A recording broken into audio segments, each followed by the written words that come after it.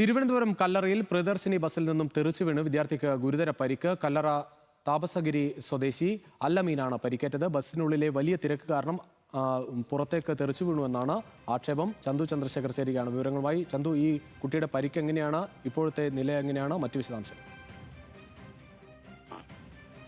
ഇന്ന് രാവിലെ 9 മണിയോട് കൂടിയാണ് ഈ കല്ലറയിൽ നിന്നും വെഞ്ഞാറമൂട്ടിലേക്ക് പോകുകയായിരുന്ന KSRTC പ്രിയദർശിനി ബസിന്റെ പുറകുവശത്തെ ഡോർ തുറന്ന് ഈ വിദ്യാർത്ഥി റോഡിലേക്ക് വീണത്.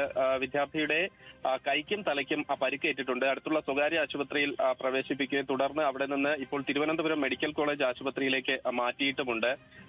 അപകടമായി, അതായത് കാര്യമായ അപകടാവസ്ഥ ഒന്നുമില്ല എങ്കിൽ കൂടിയും കുട്ടിക്ക് കൈക്കും തലയ്ക്കും നല്ല രീതിയിൽ പരിക്കേറ്റിട്ടുണ്ട് എന്നാണ് മനസ്സിലാക്കാൻ കഴിയുന്നത്.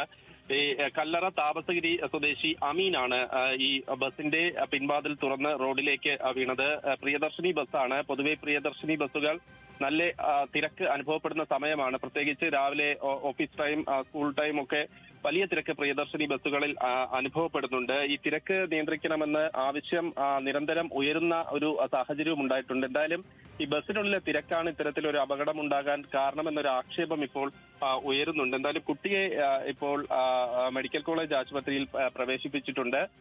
അപകട അവസ്ഥയിലേക്ക് കാര്യങ്ങൾ പോയിട്ടില്ല എന്നത് എന്തായാലും ഭാഗ്യമാണ് എന്ന് പറയേണ്ടിയിരിക്കുന്നു.